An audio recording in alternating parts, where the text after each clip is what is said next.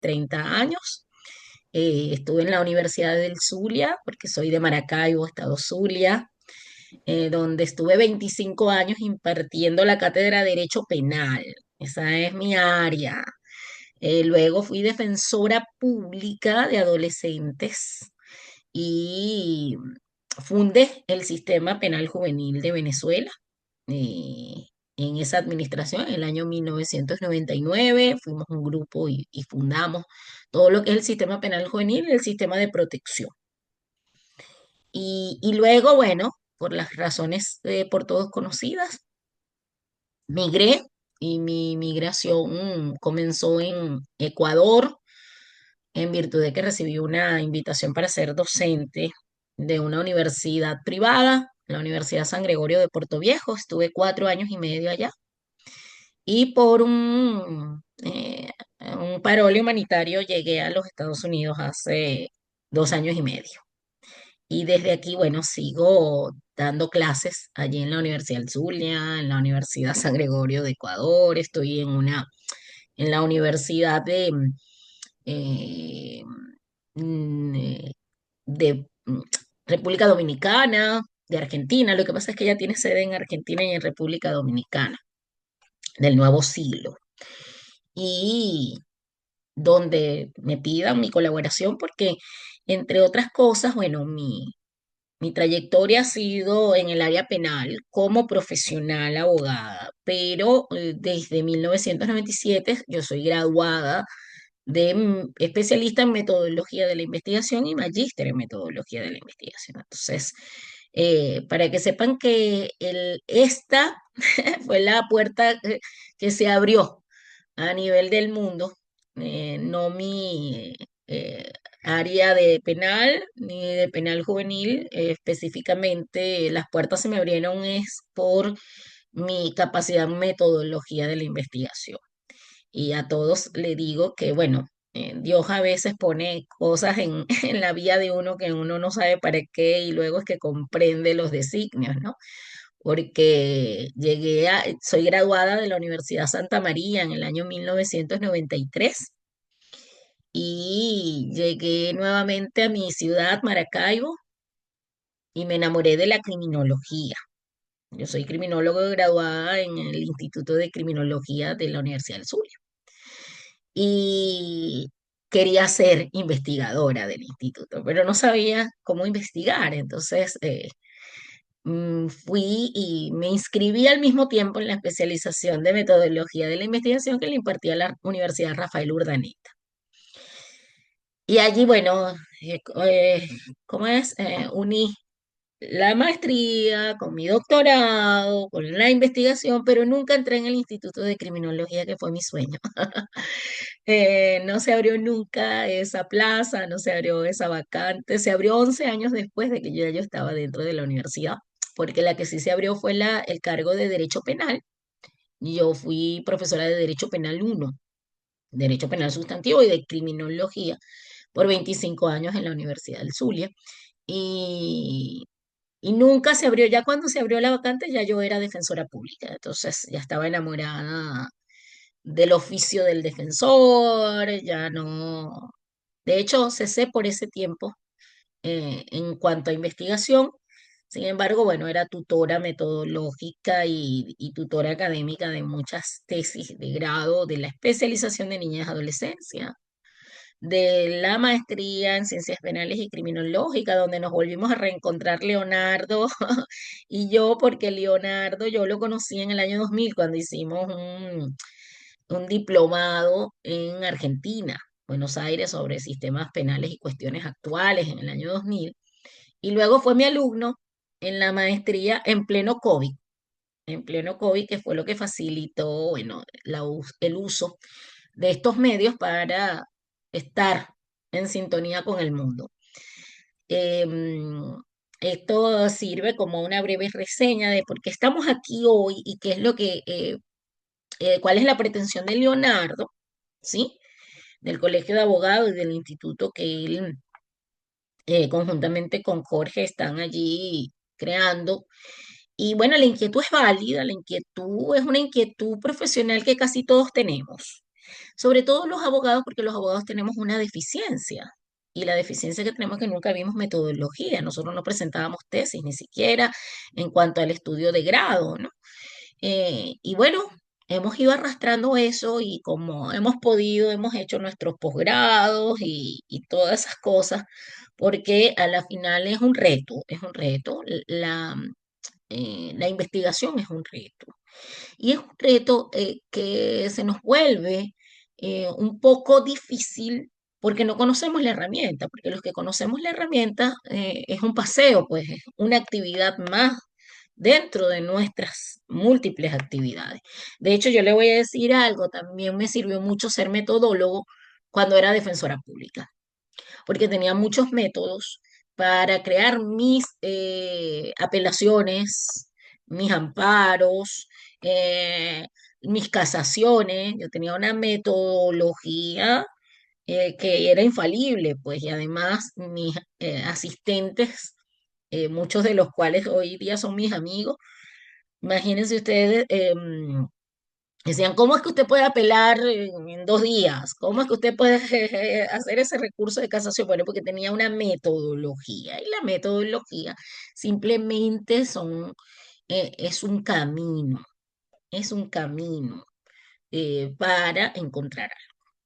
Esa es la realidad. Y cuando usted tiene una metodología, mire, por allí, para comenzar con algo jocoso y nos relajemos, ¿verdad? Porque muchos vienen de su trajinar. em, por allí nos dicen brujas, los caballeros, nuestros esposos, pues que ella es bruja.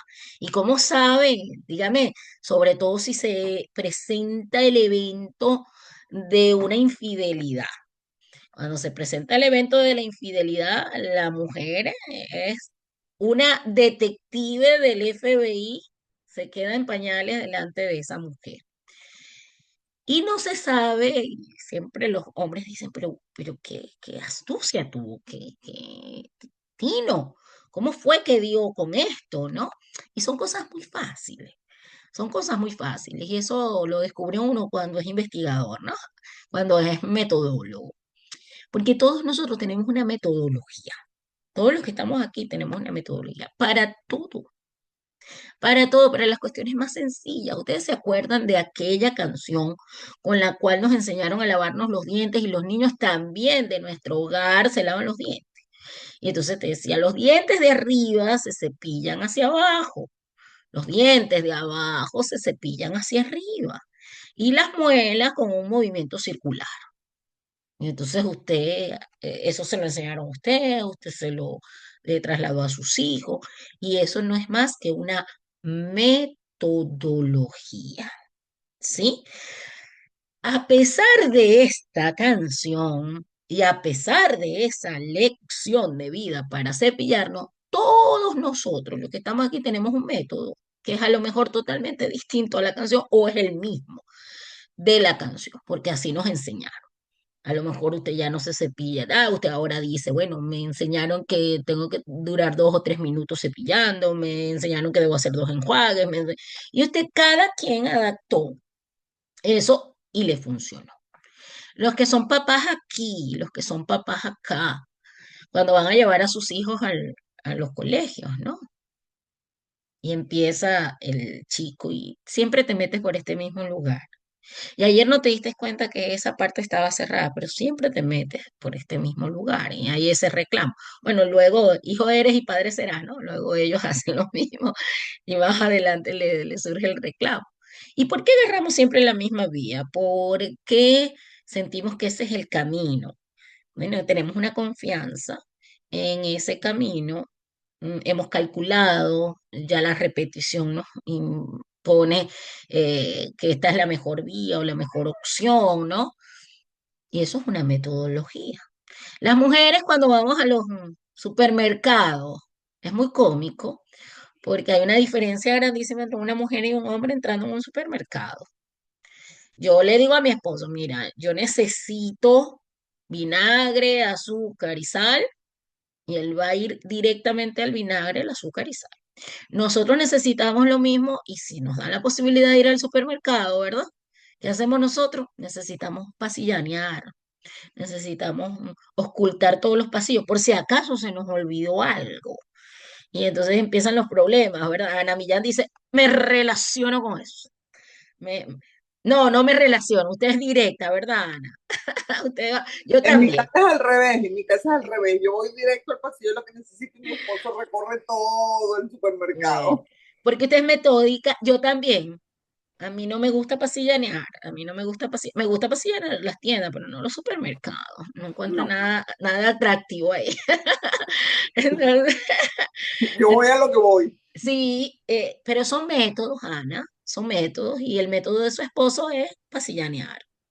Pasillanear, él está buscando algo, es un método. ¿Qué pasa cuando esto cambia? Cuando hay una variación, empiezan las dudas. Por eso es que ahora es muy fácil descubrir cuando hay la infidelidad, ¿no? Porque si usted no se arreglaba y empieza usted a arreglarse, ¿verdad?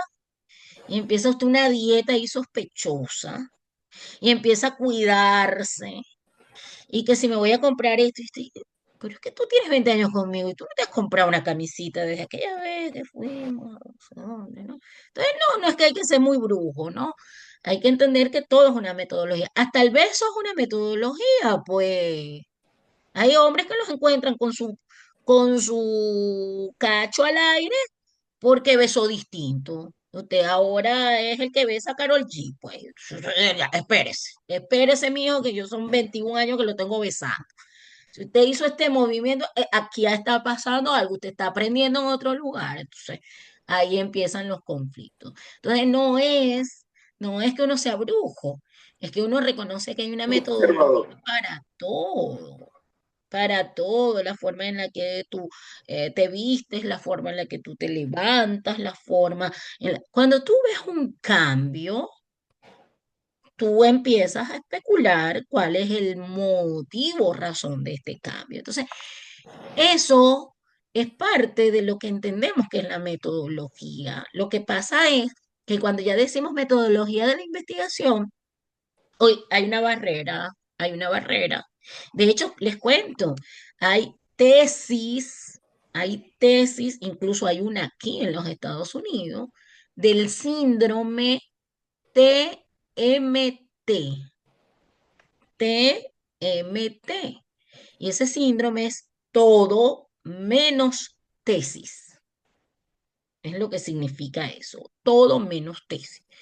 Tú le puedes decir ahorita a un alumno, yo te voy a hacer el examen más difícil, léete ese libro, yo te voy a hacer mañana un examen, lo más difícil, él te va a decir, hágamelo. Pues usted le dice a una persona, mira, tienes un año para realizar tu tesis y la persona va a decir, no, yo prefiero que me hubiera hecho usted el examen, ¿no? Yo no quiero la tesis. Y nuestra resistencia a la tesis es porque lo hemos visto como algo ajeno. De hecho, bueno, tenemos experiencias propias porque vi a Daril y se ve jovencita, pero los demás somos contemporáneos, ¿no? Y resulta ser que tenemos una resistencia porque la mayoría de los que estamos aquí, que vimos metodología en la investigación, no vimos nunca metodología en la investigación. Vimos el formato.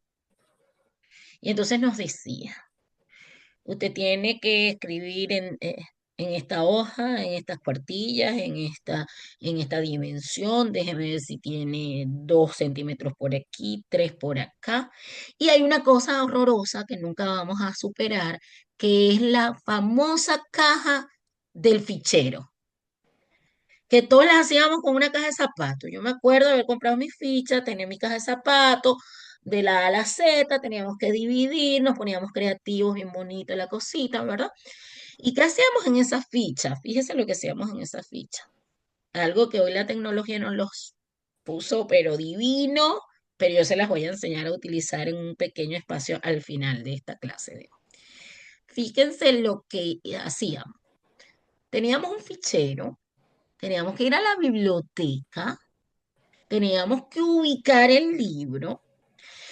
En algunos tiempos no hubo acceso a la fotocopia porque era costosa, porque no había en la propia biblioteca, ¿sí? ¿Y uno qué hacía?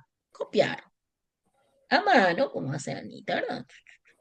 Entonces uno escribía ahí algo y escribía el título de la obra, el nombre del autor, el número de la página.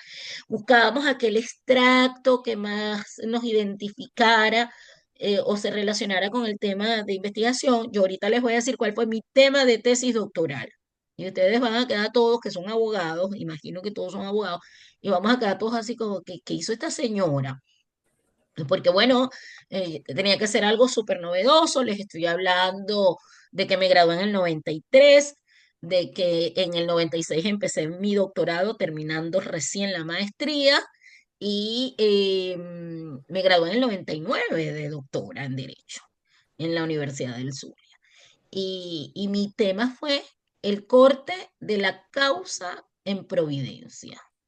¿Quién ha oído hablar sobre esa institución penal venezolana? Era una mixtura, porque era el corte de la causa en Providencia era una institución, un solo artículo del Código de Enjuiciamiento Criminal, un solo artículo del Código de Enjuiciamiento Criminal.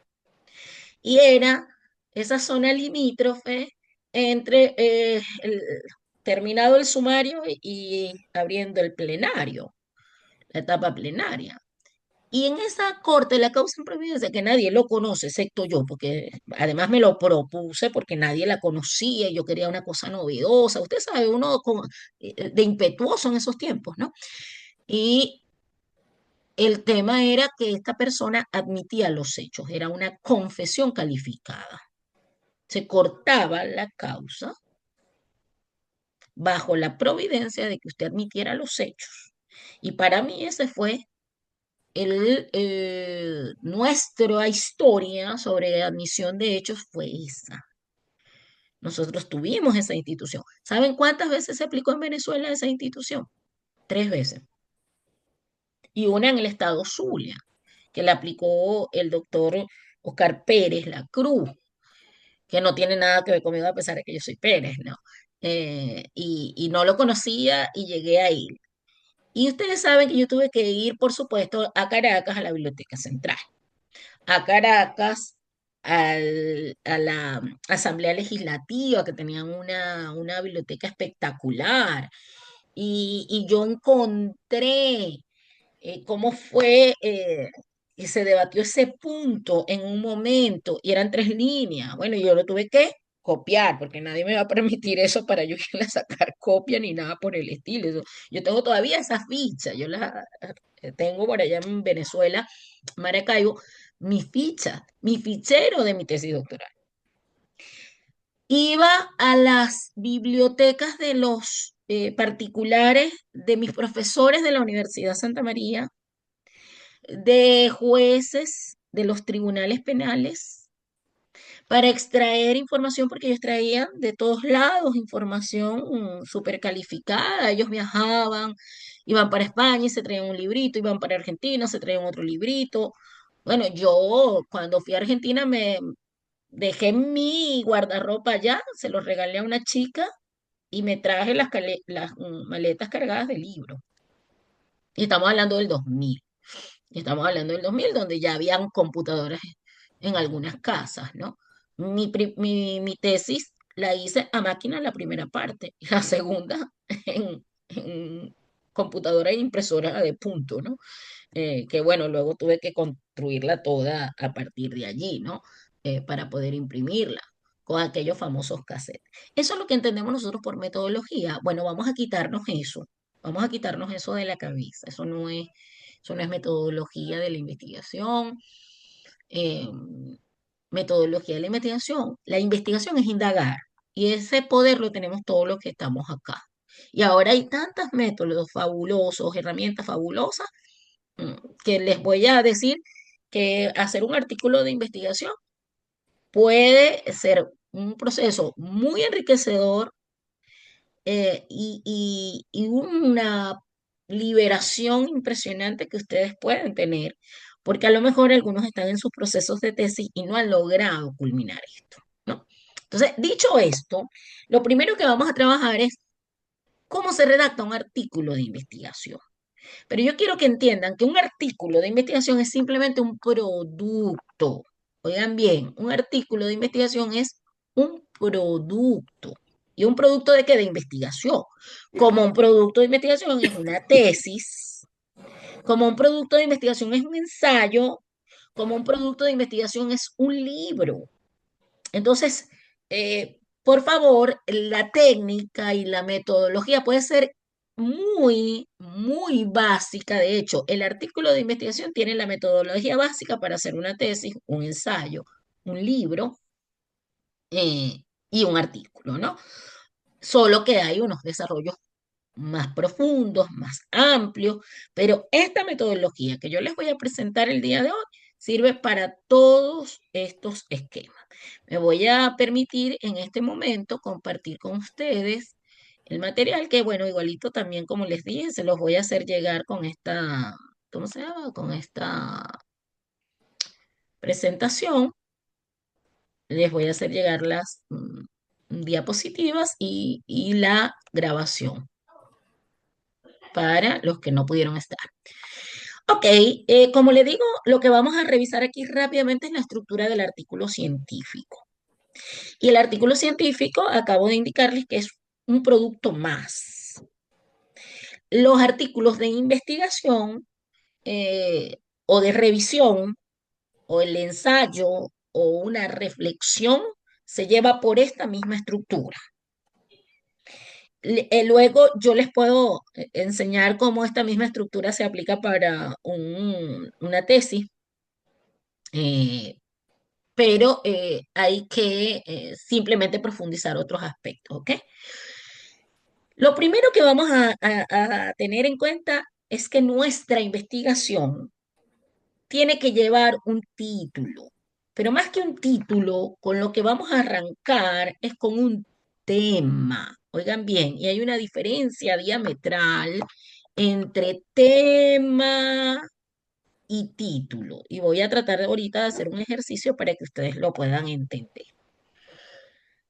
El tema es el continente.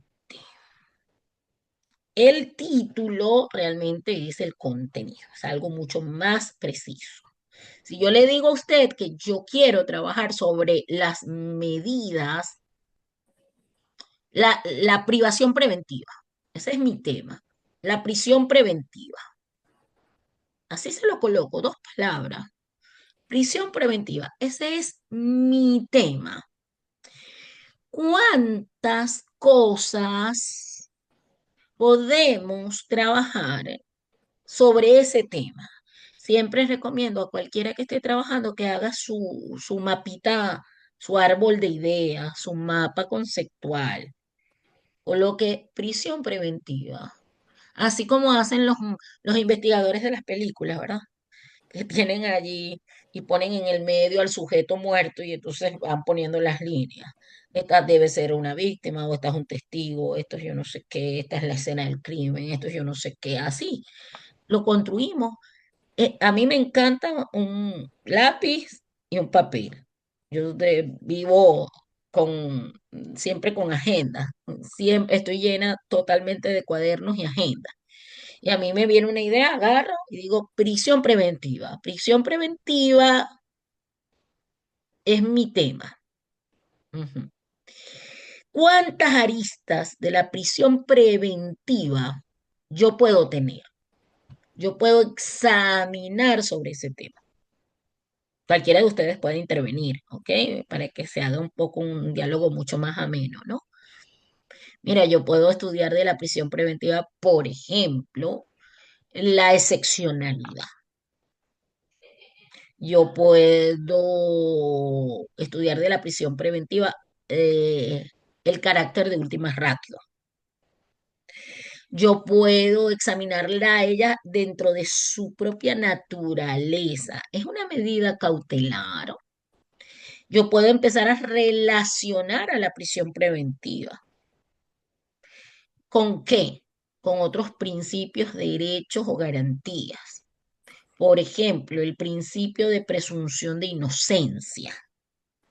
Yo lo puedo mirar a la prisión preventiva desde la perspectiva del derecho al debido proceso. Yo puedo analizar la prisión preventiva desde su finalidad. Yo puedo analizarla a ella desde la perspectiva, por ejemplo, de el uso indiscriminado producto de la presión de los medios de comunicación. Mire que es que yo le puedo agregar tanto, tanto al tema, pero yo a la final tengo que situar. ¿Sí? ¿Por qué? Porque yo en ningún momento de mi investigación puedo creer o pretender que yo puedo abarcar todo eso, ni siquiera en una tesis doctoral. Solo podría abarcar un equipo multidisciplinario, por ejemplo, como el de el Instituto de Criminología, que tenía 18 criminólogos, que uno era un sociólogo, que el otro era un psicólogo, que habían tres abogados, que habían antropólogos, ¿sí? Y ellos podían dar un carácter a un tema tan multifacético, ¿verdad? Por su propio conocimiento, porque había muchas aristas. Y podían decidir que en un año todos se iban a dedicar al tema de la prisión preventiva desde diferentes ámbitos. Pero cuando usted está solita trabajando o está solito trabajando, usted va a escoger una de esas aristas. No puede escogerlas todas. Tampoco su tema, ni de tesis ni de artículo científico, puede ser prisión preventiva. Eso no, para nada. Usted pudiera hacer de tomos de prisión preventiva, con todas las aristas que les estoy dando. Entonces, debemos delimitar. El título se debe delimitar. ¿Qué estoy delimitando? ¿El título o el tema? Estoy delimitando el tema. Yo estoy delimitando el tema. Además, no es lo mismo que yo estudie la prisión preventiva en los países de América Latina con la prisión preventiva de los países de América del Norte. No va a ser lo mismo mi estudio perfilado en Canadá que perfilado en Chile, que perfilado en Venezuela, ¿sí? Y todo eso adquiere matices distintos. Entonces, lo que yo siempre sugiero que usted comience con un tema y que el título se lo dé al final de su trabajo de investigación. Eso es lo que usted debe hacer. Eso es lo que se aspira que usted haga. Este título es como un parto, es como un parto. Usted puede pasar 9 meses, ¿sabe? Con su barrigote. ¿Qué pasa cuando estamos embarazadas? Empezamos, ¿no? Que la niña que se va a llamar María Valentina. Y empieza todo el mundo como que si usted estuviera haciendo un plebiscito para poner el nombre, a informarle, ¿no? ¿Y por qué le vas a poner María Valentina? ¿Y por qué no recuerdas a tu abuelita Olga y le pones Olga María? ¿Y por qué no más bien le ponen como su padre, Luisa María? Y tú dices, no, pero ¿qué es esto? ¿Y a quién le estoy consultando yo? Lo cierto es que pasan los 9 meses y el día que usted va a registrar a la niña, ese es el día que usted le pone definitivamente el nombre que para toda la vida va a aportar, ¿no? Entonces, así sucede también con el título. El título hay una sugerencia metodológica que debe ponerse al final, porque usted puede empezar indagando, por ejemplo, sobre la excepcionalidad y a lo mejor lo que usted encontró fue mucho más material sobre el carácter de fragmentario del derecho penal y la utilización de la prisión preventiva en el Estado constitucional moderno. Entonces usted dice, ya va, ya metí otras cositas por aquí y lo ceja al final. En la investigación pueden pasar muchas cosas, entonces se le va a dar el nombre al final. Hay personas que ya tienen mucha destreza y que desde el inicio colocan el nombre y terminan con ese nombre, pero son personas que han trajinado mucho lo que es la investigación, ¿no? Lo primero que vamos a decir es que el máximo se está situando ahorita en 15 palabras, ¿sí? El máximo. Y que muchas revistas a las que usted vaya a optar, por favor, tiene que revisar en la sección que dice para autores cuáles son las normas de la revista. Porque por un detalle de esto se lo devuelven a usted su trabajo. Pues entonces, eh, hay revistas que te dicen 12 12 palabras. Hay personas que creen que en el título yo tengo que colocar el ámbito espacial y el ámbito temporal. No, señores, eso es para, sobre todo para tesis y para tesis de maestría, porque en las tesis doctorales, como el carácter es filosófico, no deben estar ni caracteres temporales ni espaciales, porque no responden a una específica comunidad. Hay instituciones jurídicas que son de orden internacional, por lo menos en nuestra región americana, pues, y la prisión preventiva, por decirle, ¿no? Entonces, eh, cuando yo digo la naturaleza de la prisión preventiva en Venezuela, ya yo estoy limitando ese campo de acción cuando la naturaleza de la prisión preventiva a lo mejor es un tema que se advierte en todo el continente americano. Entonces, no haga eso si no es necesario. En una maestría, porque el grado ya no es de filósofo, ¿verdad? El PhD, cuando usted le dicen doctor que es equivalente a un PhD, es porque usted tiene un grado de reconocimiento de cualquier figura tratada desde un ámbito meramente filosófico, ¿no?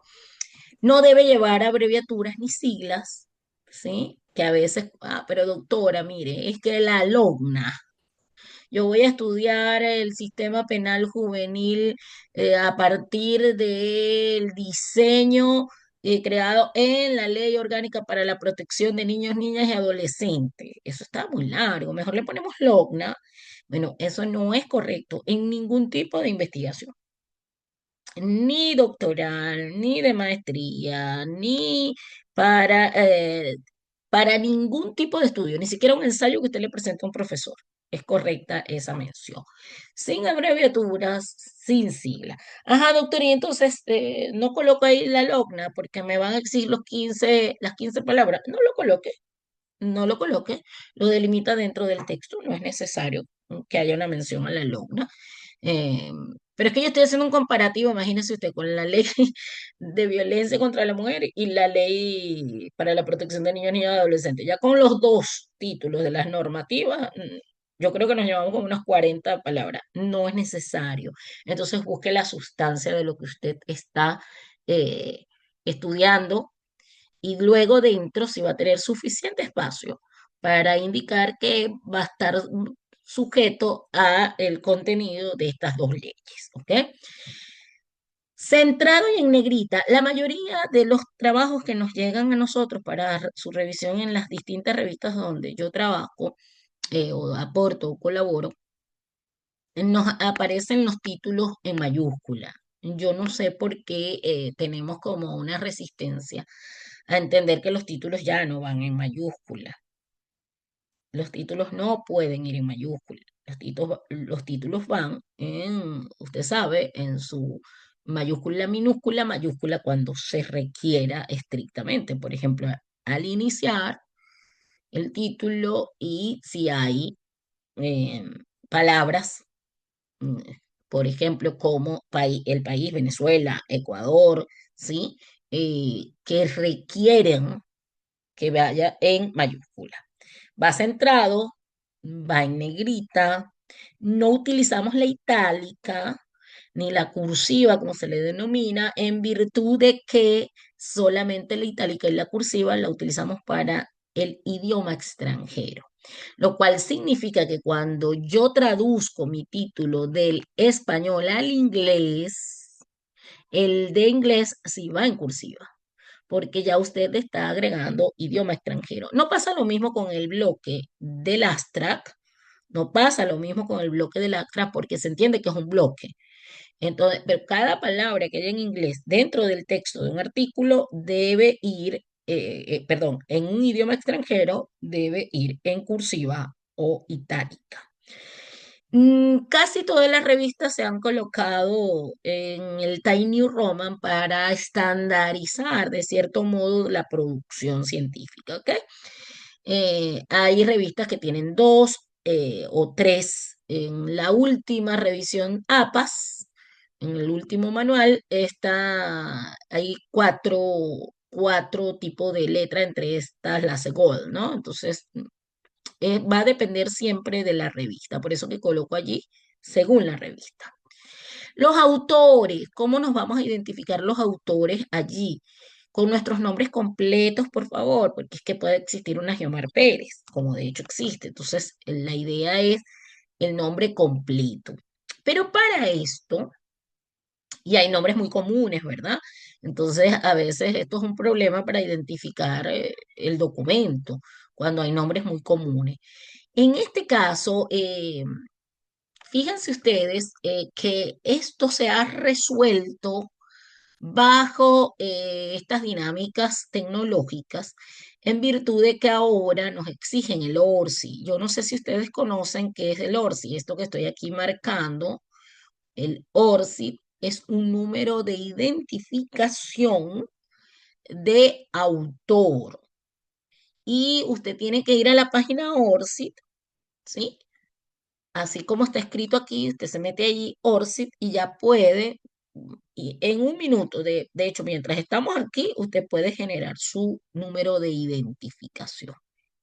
Cuando usted se identifica en el artículo, coloca sus nombres completos siempre, por favor. La afiliación, aquí yo les doy, por ejemplo, eh, les doy un ejemplo, ¿no? Universidad. Universidad San Gregorio de Puerto Viejo, Universidad del Zulia. Eh, Usted es simplemente abogado, porque es abogado en ejercicio, abogado. Si no tiene una afiliación institucional, ¿ok? Si lo está haciendo y esto es un producto de un doctorado que usted está haciendo y le exigen tener un artículo, todos los doctorados exigen por lo menos 2 artículos científicos, bueno, usted allí coloca la afiliación de la universidad que está haciendo esa exigencia, porque a la final tributa para esa universidad. Entonces yo estoy haciendo el doctorado ahorita en la Universidad Rafael Urdaneta. Entonces usted coloca allí Geomar Beatriz Pérez Cobo, Universidad Rafael Urdaneta. Y la gente va a decir, ¿y usted trabaja en la Universidad Rafael Urdaneta? No, yo no trabajo en la universidad, pero normalmente hago un pie de página y digo que es un producto que exige el programa de doctorado en Ciencias Jurídicas y Políticas de la Universidad Rafael Urdaneta. En ese momento esa es su afiliación. Y usted dice, Universidad Rafael Urdaneta, coma, Maracaibo, coma, Estado Zulia, coma, Venezuela. ¿Ok? Entonces usted identifica esa afiliación. También va a colocar su correo electrónico. Normalmente este correo electrónico es para pasar comunicación, si es la revista, con la persona. Normalmente el primer autor que aparece allí es el que pasa correspondencia con la revista. Este ORCI, como le digo, es el número de registro obligatorio que nos exigen a todos los investigadores y a los noveles también, a los que no han investigado, se les exige su ORCI. Y les voy a dar un dato. El orden en el que aparecen los nombres, si somos 4, por favor, hay ahorita una mención de que no hayan más de 5 autores. De hecho, debemos quedarnos siempre en 4 autores dentro del producto científico y que el orden en el que aparezcan no sea el alfabético, sino el orden de contribución de cada autor. Y el orden, el primero que aparece allí, se entiende que es como que el líder de ese producto y además con esas personas que se van a comunicar las revistas, con esas que van a pasar correo las revistas. Entonces es importante que siempre aparezca. De hecho, esto es súper más importante porque ahora para la cita, el primero es el que aparece y a veces si son 4, recuérdense que utilizamos la sigla et al, entre otros autores. Entonces, si somos Pérez, Sifonte, Guzmán y Camacho, ya no va a aparecer Pérez, Sifonte, Guzmán y Camacho. Ahora lo que va a aparecer es Pérez et al. Y se los digo porque hay algunos de las personas que asesoro comúnmente en la redacción de artículos científicos donde me dicen, ay doctora, como yo soy Pérez y está Sifonte y está Guzmán, Guzmán es primero que Pérez y que Sifonte, entonces Guzmán que aparezca primero. Y va a tener problemas si hay una exigencia de su universidad, porque él nunca va a aparecer a lo mejor en la cita. En la cita real, cuando nosotros citamos dentro del texto, él no va a aparecer eh, si no está de primero, ¿sí? Pérez no va a aparecer si no está de primera. ¿Por qué? Porque se cambian los otros dos o tres coautores por la sigla et al. Eso es, hay que tomarlo en cuenta, sobre todo cuando queremos acreditar estos productos en instituciones universitarias, para ser docente, para cumplir un requisito que nos está exigiendo el doctorado o el postdoctorado en este caso. El resumen se entiende que hay un máximo de 250 palabras. Estas 250 palabras normalmente es para tesis doctorales, que están entre 250 y 300 máxima palabras. Entiende usted que está eh, aglutinando una información que a lo mejor aparece en su tesis en 500 o 700 páginas y lo va a llevar a un formato de 300 palabras. Este también va sin abreviaturas ni citas. La estructura recomendada, y miren que se los recomiendo con ojos cerrados, es esta: objetivo, metodología, resultados y conclusiones. Esto es una fórmula de cocina, señores, ¿ok? Si yo digo que mi tema fue la prisión preventiva, yo me invento rápidamente aquí un resumen. Yo digo, el objetivo del estudio se escribe en pasado, se centró en el análisis de la prisión preventiva y su naturaleza excepcional en el Estado constitucional. Para esto se trabajó bajo un enfoque cualitativo, utilizando fuentes bibliográficas y algunos informes estadísticos que dan cuenta de su aplicación. Los resultados que obtuve, a veces hay un problema con los resultados y las conclusiones, llegan a confundirla en la mayoría de las veces. Le digo, es parte de, yo trabajo como revisora de más de 7 revistas y entonces de cada rato veo este problema, ¿no? El resultado es lo que usted encontró, no lo que usted concluye. Y hay un grave problema entre entender qué es el resultado de las conclusiones. Yo obtuve como resultado cuando indagué que el 33% de las personas está privada de libertad sin sentencia condenatoria. Eso es un resultado, eso no es una conclusión. ¿Qué concluyo yo a partir de allí? Que existe un margen muy amplio en la utilización de la figura de la prisión preventiva que termina afectando la presunción de inocencia. Entonces, fíjense que es distinto un resultado a una conclusión. Y la redacción es impersonal, lo cual significa que vamos a utilizar la tercera persona del singular normalmente. Cuando utilizamos la tercera persona del plural, sobre todo en las tesis, pero en los artículos nos piden que utilicemos la tercera persona del singular. ¿Cómo es la tercera persona del singular?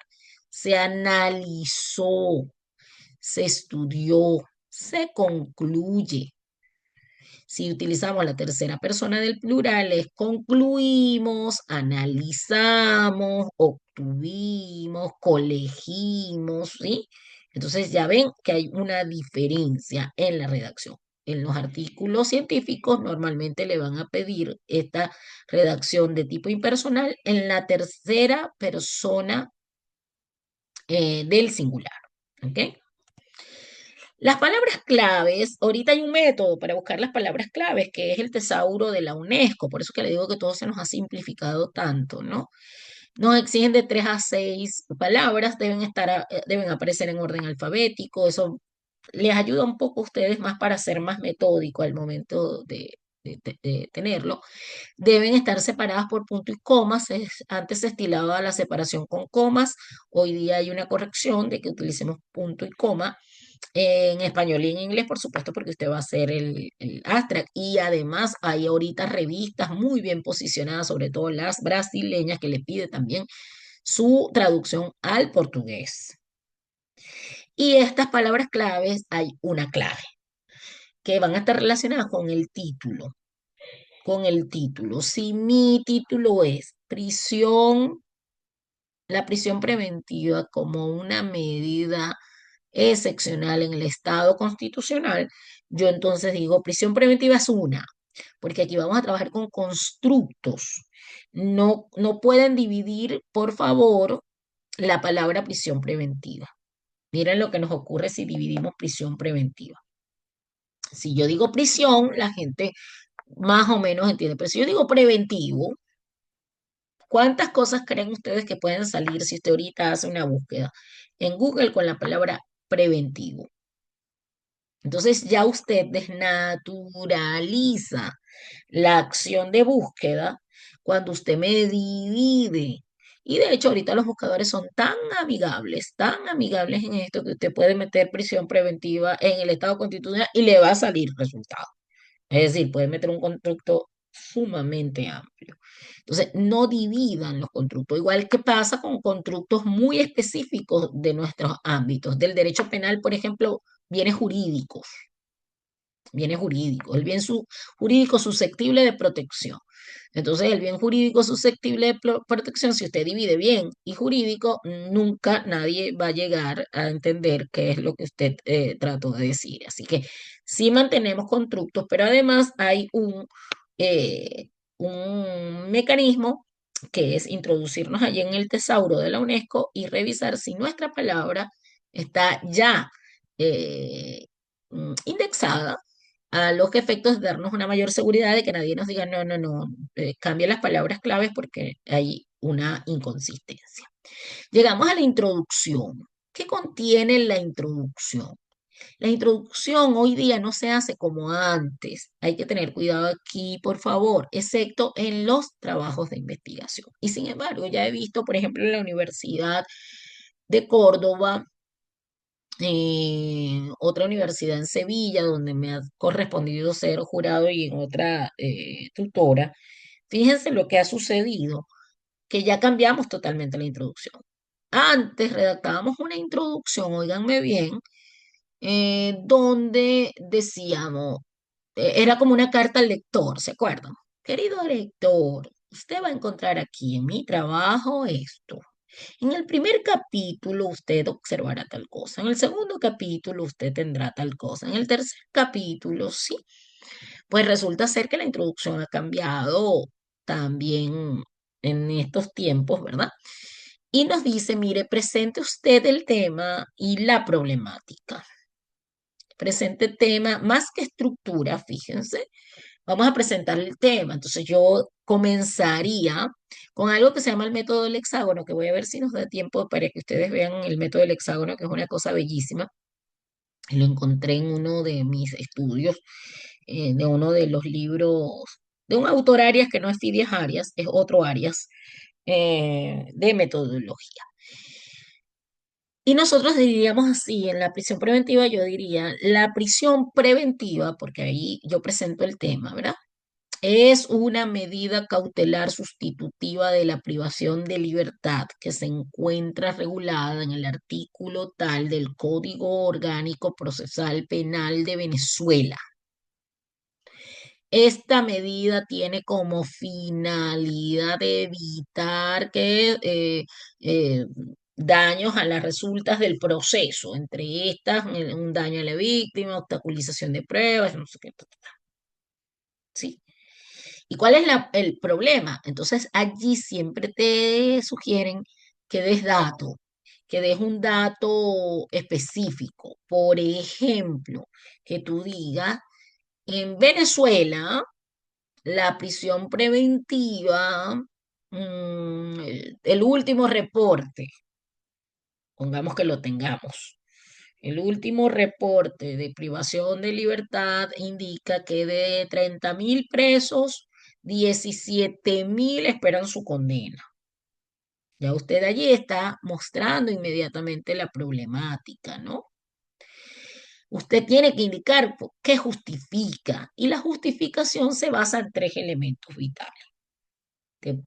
Tiene que justificar su investigación y todos nosotros en nuestra área específica de conocimiento tenemos que justificar el carácter humano de nuestra investigación. Y el carácter humano se justifica porque obviamente estamos ligados indisolublemente a la protección de los derechos humanos.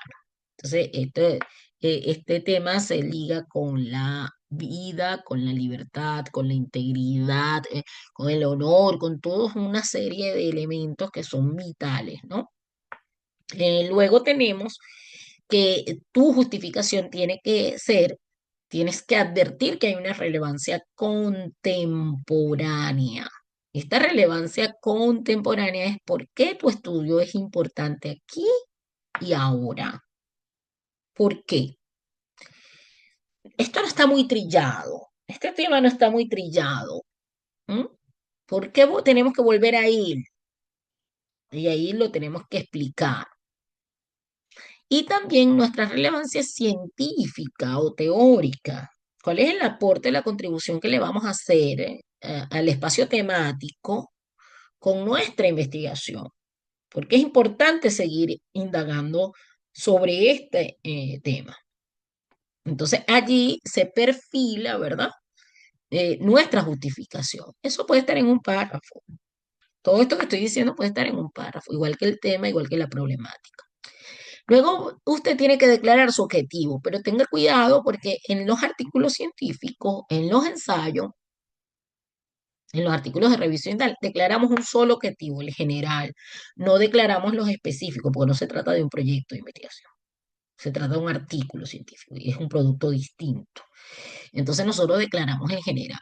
Entonces nosotros decimos, así, nuestro objetivo es examinar y evaluar la prisión preventiva como una medida de última ratio en el Estado constitucional.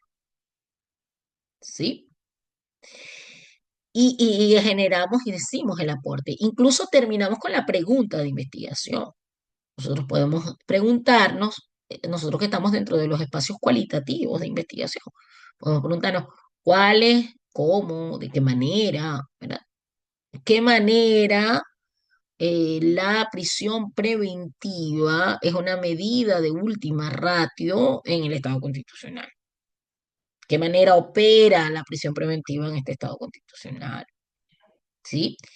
También se deben colocar unos antecedentes de investigaciones previas para que usted sepa hasta dónde llegaron los otros y hasta dónde puede usted llegar. Porque ahí está el aporte del estudio.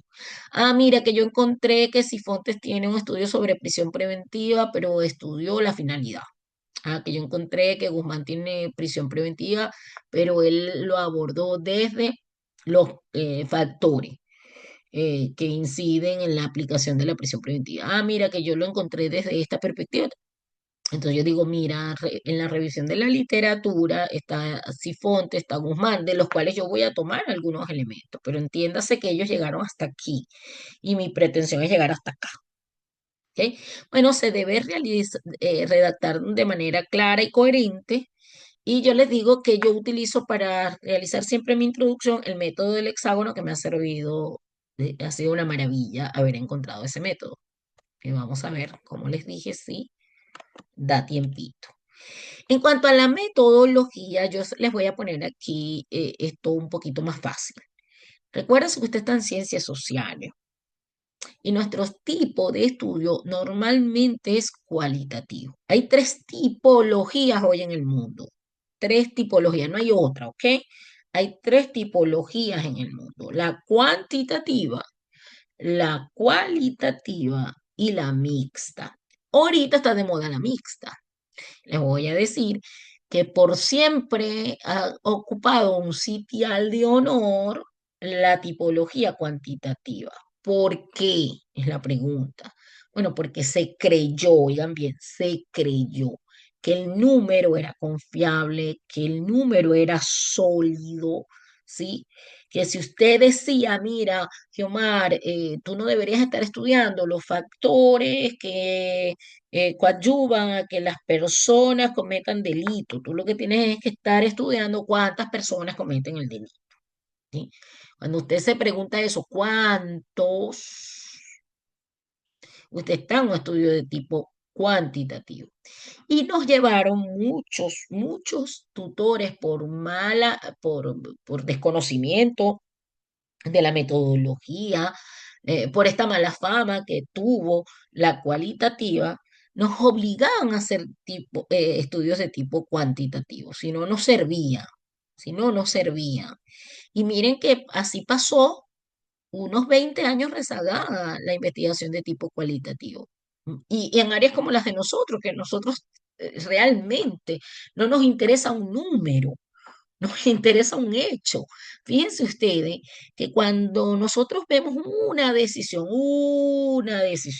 de la Corte Interamericana de Derechos Humanos, por violación de un derecho humano, donde condenan a un Estado por violador de derechos humanos, y nosotros podemos decir, mira, ese Estado es violador de derechos humanos.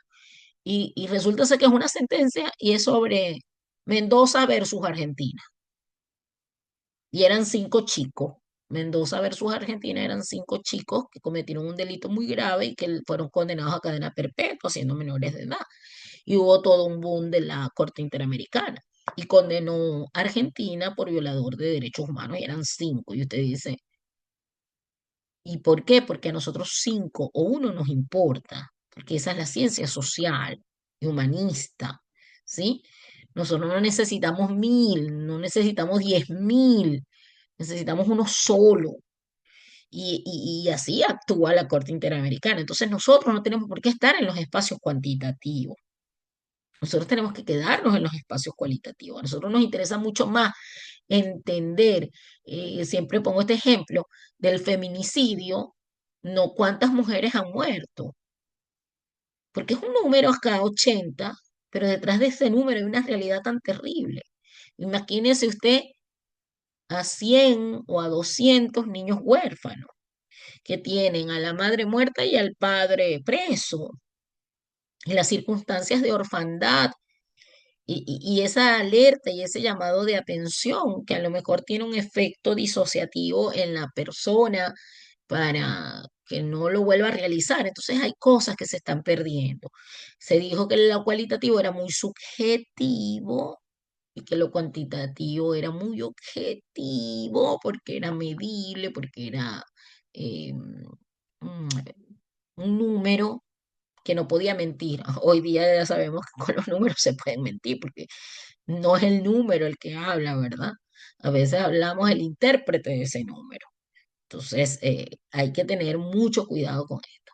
El enfoque mixto, yo he visto también que hay mucha equivocación.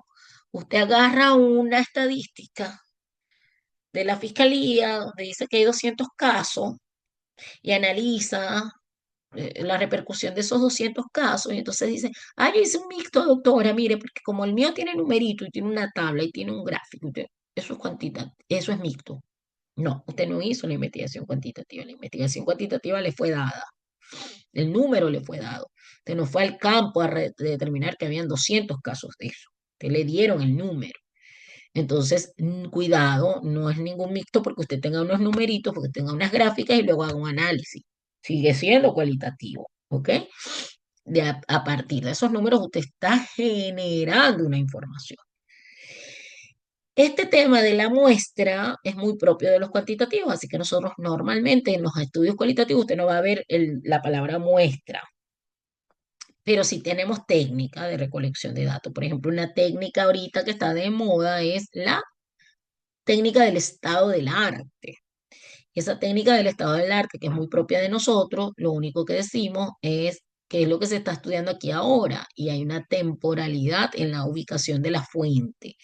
Es máximo los últimos 5 años hacia atrás de su investigación. Si estamos ahorita en el 25, yo puedo trabajar con eh, mm, tesis o productos de investigación del 19, del 20, del 21, del 22, 23 y 24, porque el 25 no lo puedo contabilizar acá en el sentido de que está transcurriendo, ¿ok? El análisis, ¿cómo va a hacer usted ese análisis de esos datos? ¿Qué tipo de método va usted a utilizar aquí?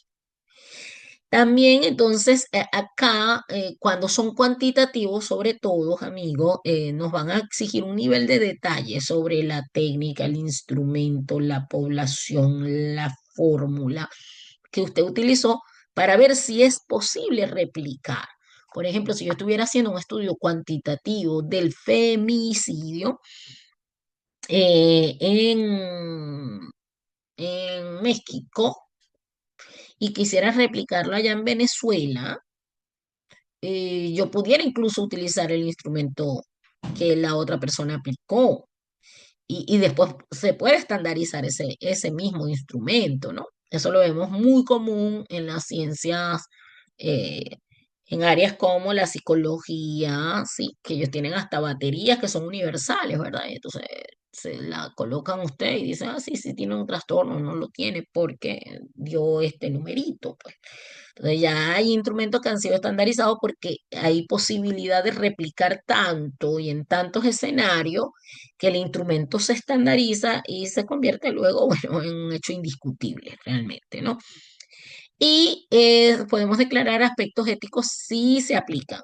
Esto es normalmente en estudios de tipo cuantitativo, ciencias exactas y sobre todo con utilización de humanos en estos tipos de investigaciones o experimentos. Entonces, en el caso de nosotros casi nunca tenemos esto, excepto, oigan bien, si estamos haciendo un cualitativo con una narrativa de la vida de personas desmovilizados en el conflicto eh, interno de Colombia, que ellos quieren que se mantengan sus nombres en el anonimato, personas que han sufrido violación o violencia de cualquier tipo, niños, niñas, adolescentes, tendríamos que hacer eso. Yo que trabajo con adolescentes en conflicto con la ley penal, sí tenía que tener una declaración de que ellos me daban a mí la posibilidad de hacer ese estudio específico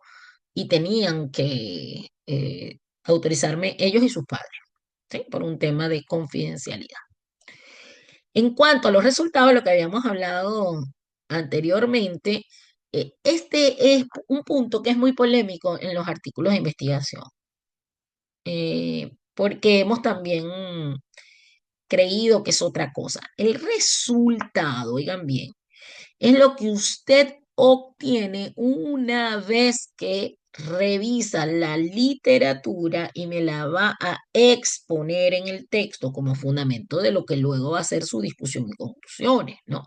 Entonces el resultado es, su nombre me lo está indicando, son los datos que yo obtuve de mi indagación.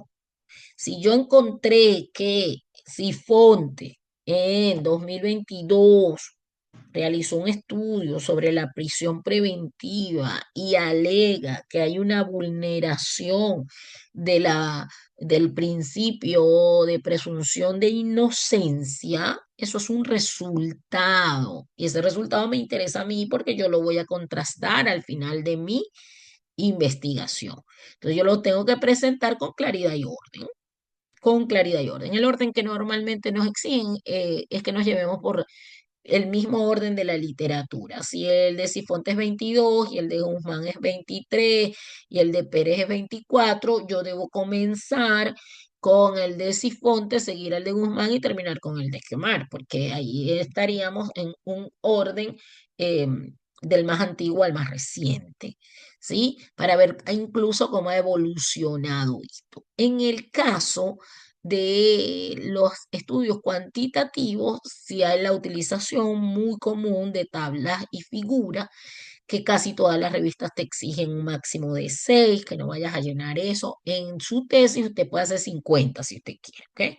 Pero en las investigaciones para artículos científicos, sí te limitan el uso de las figuras y de las tablas. No debe haber duplicación entre los tablas, textos, gráficos, no debe haber duplicación. Por ejemplo, ¿qué es duplicar? Lo mismo que está en la tabla lo pongo en el gráfico. Ya se estila que solamente utilice el gráfico, mijo, que no utilice la tabla. Si utiliza la tabla, no usa el gráfico. A veces es una Es una pregunta dicotómica de un sí y un no. Usted tiene 10 personas, 3 le respondieron que sí, 7 le respondieron que no, y usted dice, ay, ahora te lo voy a graficar. ¿Y como para qué? Si lo estoy viendo en la tabla perfectamente, no necesito que lo grafique. Ah, es que se ve más bonito, se ve como que más robusto esto. No, no, no, no tenga duplicidad de información allí. O utiliza la tabla o utiliza la figura. Ah, doctora, pero es que más adelante si yo no hago este proceso, entonces a lo mejor la tabla que viene o la número 8 no es tan explicativa. Me interesaría más el gráfico que es más explicativo. Mire, con uno solo se queda, pero no me duplique la información, ¿ok? Igual pasa con la duplicación cuando tenemos este fenómeno, que tenemos la tabla, explicamos la tabla, y después tenemos el gráfico y explicamos el gráfico. Entonces ahí hay una duplicidad de texto entre gráficos, tablas y todo esto. Las figuras deben estar siempre centradas. Se entiende que uno utilice tanto usted colorcito, eh, se va por las escalas de grises, entrando entre una blanca con una simplemente una línea negra o gris bajo, pero no ponga eso de colores que se ve de muy mal gusto, ¿no? Y con su respectiva leyenda. Aquí viene el espacio de la discusión. Ya yo tuve el resultado de lo que dijo Sifonte. Sifonte me dijo que hay un abuso en el uso de la prisión preventiva y él lo estudió ya en el 22 y yo voy a discutir ahora ese resultado. Yo voy a discutir ese resultado. El problema que hubo es que en algún tiempo esto se unió. Y usted veía algunos artículos que decían análisis y discusión de los resultados. Y entonces, ahí había un champú, como se dice, ¿no? Eso estaba todo unido. No, no, no, no, no. El resultado es una cosa y la discusión es otra. Doctora, ¿lo podemos hacer en el mismo espacio? Sí, sí se puede hacer. Pero yo le voy a decir que la mayoría de las revistas le van a decir, divídalo, por favor, porque usted tiene muy claro ahí cuál es su discusión y cuál es su resultado. Entonces, ahí en la discusión usted lo que hace es interpretar esos resultados. Yo podría decir, si se dan cuenta, Sifonte, Guzmán y Camacho han advertido de que existe un uso indiscriminado. Y este uso indiscriminado afecta derechos que tal. Pero no repetir lo que están diciendo los otros, sino que uno tiene que ser muy creativo para abarcar un paso más, dar un paso más adelante. La discusión siempre va a estar asociada con lo que se denomina en la literatura el marco teórico, pero este marco teórico se ha convertido ya en antecedentes de investigación realmente, ¿no? Y nosotros en la discusión podemos revisar que hayan algunas limitaciones. Por ejemplo, yo puedo decir que no pude llegar a observar si estas personas que están privadas de libertad ya habían cometido otro delito y en consecuencia por eso pagaban prisión preventiva. O estaban privados de libertad no por prisión preventiva, sino porque estaban ya habían sido condenados por otro delito, ¿no? Entonces, hay cuestiones que yo puedo declarar allí para que mi conclusión sea muy acorde con la realidad y yo no esté especulando, porque lo que menos se quiere dentro de la investigación científica es el ámbito especulativo. Y también yo puedo decir cuál es las contradicciones que yo observé entre lo expuesto por Sifonte Guzmán y mi planteamiento, o lo que yo encontré en mi campo de estudio, o cuáles son, incluso nosotros hemos hecho estudios, fíjese, donde yo agarro los datos que genera Fiscalía y agarro los datos que genera Defensa Pública y eso es un contraste impresionante. Y los dos son del Estado, pues. Y tú dices, no, esto no pega, esto no. Y a veces lo que entro a observar es cómo tomaron la estadística y la estadística se toma en los dos lugares de una manera distinta. Entonces, por supuesto que el resultado va a ser diametralmente opuesto. Y las sugerencias futuras también yo las puedo colocar aquí cuando yo voy a cerrar mi ámbito de discusión, ¿no? ¿Por qué? Porque las limitaciones me llevan a sugerencias. Si yo digo que mi limitación es, o que la limitación del estudio para arribar a una determinada conclusión se centró en esa diferencia que hay entre las estadísticas oficiales de dos órganos del Estado, yo puedo decir allí, por lo tanto, es muy necesario, ¿verdad? Que se unifique un criterio para la extracción de estos datos y la presentación de estos datos.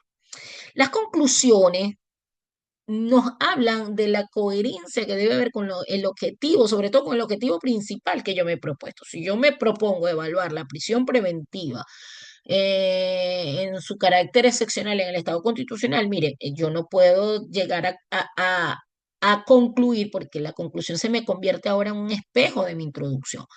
Yo no puedo llegar a concluir que la prisión preventiva está generada eh, el miedo que le tienen los jueces a los medios de comunicación en casos emblemáticos. Y usted me dice, pero ¿y dónde me habló usted de los medios de comunicación como para llegar a esa conclusión, mija? Haga otro estudio sobre eso y edúqueme, pero usted no puede incurrir en esa incoherencia. No podemos permitirnos confundir la conclusión con los resultados, por favor, y lo he dicho desde que vengo hablando de resumen. Se hace ahorita concreto. Una conclusión puede ser, mire, hijo, un párrafo de 8 líneas o dos párrafos de 8 líneas. Yo me acuerdo que mi tesis doctoral, como yo les dije, ¿cómo se llama mi tesis doctoral? El corte de la causa en Providencia. Y ustedes saben que yo tenía un tutor que vino y me dijo, tienes que hacer como unas 20 páginas de conclusiones. Y yo, Dios mío, pero es que me costó hacer 20 páginas de desarrollo.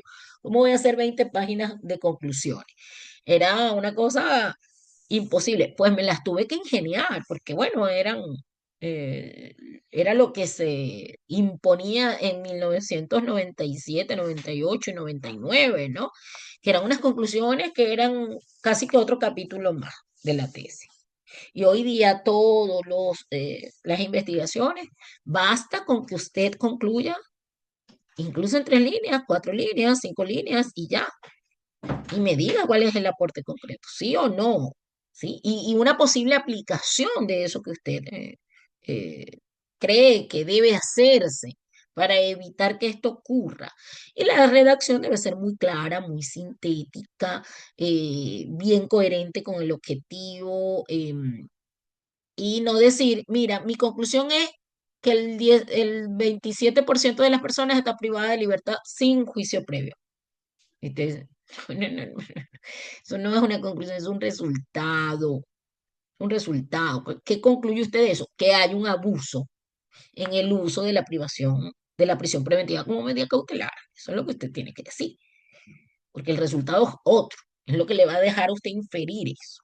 Las referencias bibliográficas deben aparecer en orden alfabético. A veces uno dice esto y dice, eso es de perogrullo, doctora. No, mire, todos los días me encuentro con eso. Debe tener una sangría francesa, esta sangría es la de abajo, ¿sí? Usted va para su párrafo, ubica sangría francesa y le va a dar eso en sangría francesa. En la mayoría de los ensayos y artículos se piden 15 referencias bibliográficas como mínimo. En los trabajos de revisión se piden 30 porque usted tiene que haber hecho una revisión exhaustiva.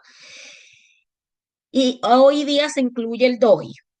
Hoy día el DOI es la fórmula para que usted lo encuentre, pero hay unos URLs y unos DOI que son larguísimos, que a veces abarcan 5 o 6 líneas. Y te dice, Dios mío, ¿qué es esto? Bueno, ya hay una fórmula para acortar eso, le da eso acortado y tiene el mismo efecto. Es un link y usted entra, que es este, el HTTP TeamViewer. Allí usted entra, va, cuando tiene un DOIES o un URL muy extenso, usted entra allí y se lo convierte y usted lo copia, lo pega allí al ladito de su referencia. Y solo citar lo que aparece en el texto. Tenemos la mala costumbre de referenciar en la bibliografía lo que no hemos citado. Ah, pero es que lo consumimos. Yo me leí lo que decía Estrada, me gustó lo que decía Estrada, no lo cité porque no estaba en el texto, pero lo tuve siempre presente en mi mente y en mi corazón. No, no, no, señor. Esto no es así como que para hacer agradecimientos, es una referencia y se llama así, referencia bibliográfica. Y aquí está la diferencia. Si a usted le piden una bibliografía, usted meta ahí a todo el mundo. Pero si usted le pide una referencia bibliográfica, es exactamente lo que aparece citado en el texto, lo que referenció. Entonces, ahí ya hay una diferencia. En las tesis doctorales y de magíster, a usted le piden es bibliografía. Por eso es que allí a veces vemos, y de hecho ahorita, por ejemplo, la Universidad de Córdoba, de España, pide que no hayan menos de 150 referencias. Entonces, o y usted a lo mejor se revisa su texto y solamente tiene 70. Bueno, entonces usted ahí se tiene que poner creativo, ¿verdad? Va a buscar todo eso. El único problemita es que si hay algún profesor bien de estos difíciles, yo le puedo decir, eh, ¿y usted por qué utilizó hurtado si yo no había hurtado en ninguna parte de su texto? Y válgame Dios que usted no sepa que dijo hurtado, ¿no? Porque pierde su tesis por eso. Obviamente, lo que yo voy a referenciar en mi tesis, yo tengo que haber tenido el dominio de eso. Yo tengo que haber dicho, mira, está citado en todas partes Pérez, pero en la bibliografía me encontré que está Hurtado. ¿Por qué usted no citó a Hurtado? Esa es una pregunta de tesis doctoral en las universidades europeas. ¿Por qué usted no citó a Hurtado? Y yo le tengo que decir, yo no cité a Hurtado, porque si usted ve, Hurtado analiza la prisión preventiva, pero desde el aspecto histórico. Y en ninguna parte de mi tesis yo trabajo sobre la historia de la prisión preventiva. Bien, pero si usted dice, es que lo puse porque como me pedía 150 y yo quería llenar el espacio, mire, perdió su tesis con eso. Además que se entiende que una tesis doctoral, usted sí tiene que haber manejado más de 150 referencias para haber podido entender que su trabajo da un paso más allá de todos los que le han antecedido. Finalmente tenemos esta declaración de financiamiento y agradecimiento que les voy a decir una cosa, normalmente se utiliza si hay una beca, si está relacionada mi tesis con un proyecto o si hay una institución colaboradora que está detrás de mí en ese proyecto de investigación. Se ubica antes de la referencia, es una cosa que antes se ubicaba al final de la referencia, incluso se colocaban un pie de página, pero al final. Usted sabe que cuando usted va a hacer un pie de página ahí en Word, le dice que si lo quiere al principio o al final. Bueno, se hacía un pie de página y se colocaba al final de la obra. Pero ahora se dice que antes de entrar en la referencia, usted coloque y ubique si hay una declaración. Esa declaración tiene que ser cortica, a veces piden que sean de 40 palabras y casi que eh, hay como un fax, como un qué, ¿cómo se decía antes? Esos que mandaban así como esos mensajes que llegaban eh, por que eran muy rápidos cuando no existían todos estos medios, ¿no? Breve, preciso, sin repetición. Una declaración, este proyecto ha sido financiado por UNICEF. Y yo te voy a decir gracias a esa labor que hicieron, que yo no sé qué, que si me dieron, que si no me dieron, que si no sé qué, que si lo... No. ¿Ok? Y esto es una diferencia obvia entre lo que son nuestros temas de tesis, porque en el tema de tesis usted tiene un apartado para el agradecimiento y un apartado para la dedicatoria y usted puede colocar allí incluso un frontispicio que es una información, pues algún pensamiento, algo que usted quiera exponer que esté relacionado obviamente con el tema de tesis. Bueno, con esto yo les di allí el insumo básico de lo que es la estructura de un artículo científico. Y esa estructura, como les estoy diciendo, mis estimados colegas, es una estructura básica para cualquier tipo de investigación, para cualquier tipo de investigación. Eso significa que yo puedo adaptarla en cualquier investigación que esté haciendo, con sus ampliaciones, con sus profundizaciones, ¿sí? Pero toda investigación, todo producto de investigación debe llevar estas coordenadas, porque es una receta. Esto es una receta. Y aunque no lo declare y no diga metodología, o a lo mejor no diga objetivo, tal, siempre va a estar allí. Siempre va a estar allí.